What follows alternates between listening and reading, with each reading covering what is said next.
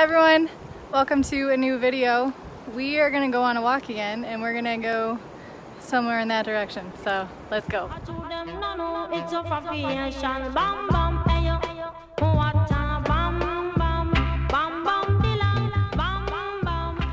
Okay, so I'm going downstairs, down some stairs this time. So I really hope I don't fall.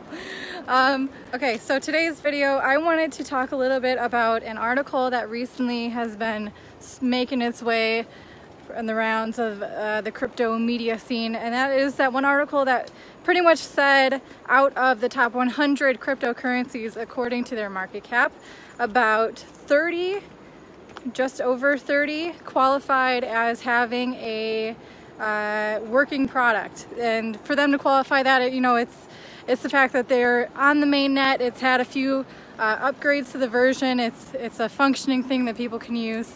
And there were some projects that I guess were upset they weren't included on that list. But the number one takeaway that I think we should have is that there are 30-something projects that exist out of the top 100. Of course, I think everyone should have had that kind of healthy perspective that not every single cryptocurrency is, you know, going to actually make it the long haul, become a product that will be integrated into people's lives. So I went through a list of the cryptocurrencies that, you know, they included. There was, of course, Bitcoin, Bitcoin Cash, Ethereum, Neo, Waves, some fighting puppy dogs on there. So a lot of different uses for these cryptocurrencies. We have payment systems. There's Tether, you know, that pegged cryptocurrency. DEX, which is, you know, they have that point of sale device that they've been putting in South America. There's, you know, the smart contracts platforms. There's Steam and Steemit, you know, the social media platform, Golem, you know, the distributed computing power. There was Bancor and Kyber Network and 0x protocols for the decentralized exchanges. All these different ways that we're seeing blockchain tech and cryptocurrencies disrupt markets, right? And of course, there's thousands of different cryptocurrencies. There aren't necessarily thousands of different ways for blockchain to be disruptive, but it's really cool seeing like these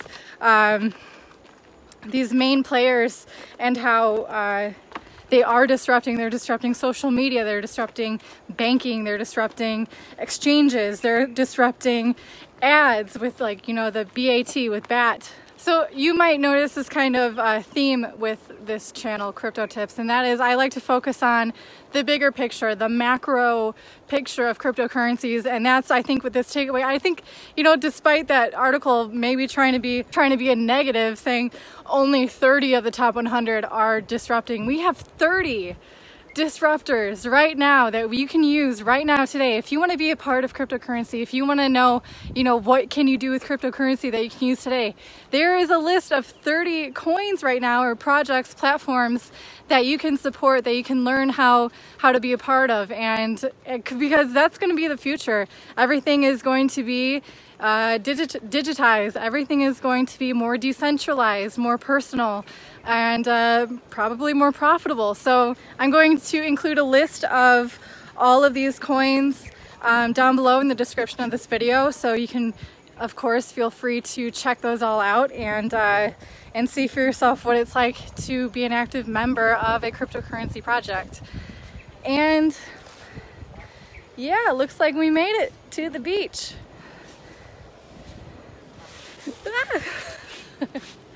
So for those who have been maybe wondering, like me, what the world is going to look like if cryptocurrencies do see mass adoption, we have a chance right now to see these platforms being built from scratch, pretty much, before they see mass adoption. And we see them, how they're delegating power, how they're dealing with different issues of like scalability and really fundamental issues that a lot of cryptocurrencies are seeing these days. And we get a really epic view of like experiencing not just having to like, you know, go back and look at the news and the articles, because, you know, those are always going to be very biased, right? Everyone has an opinion, but, you know, we can see in real time what happens, what kind of repercussions these decisions are making for cryptocurrencies, how that affects, you know, the people who are invested in their coins, because right now the crowds for these coins are still relatively small. It's not a whole lot of people who are invested in cryptocurrency. Kind of adding on to those issues I was talking about, my last rant, talking about what the future is going to look like if Bitcoin becomes massively adopted, if blockchain technology is being taught in schools, and hopefully, you know, some sort of financial advice is also being taught in schools. What our kids are going to be you know, producing in the future, and what kind of independence and personal human rights they're going to be advocating for.